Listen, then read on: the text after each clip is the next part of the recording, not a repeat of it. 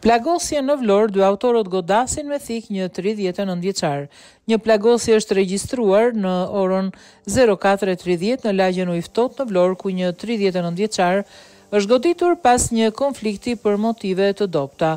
Sipas policisë, dyshohet se shtetasi DS 22 vjeç dhe GP 26 vjeç, të dy banues në Vlorë, kanë goditur me mjet prerës shtetasin VK 39 vjeç. I plagosuri u transportua me njërë në spital ku ndodhet nën kujdesin e mjekëve. Dy autorët e dyshuar janë shoqëruar në ambientet e DVP Vlorë për veprime të mëtejshme. Grupi hetimor po vjon punën për sqarimin dhe dokumentimin e plotë të rrethanave të ngjarjes. Materialet i janë referuar prokurorisë për procedurat e mëtejshme ligjore.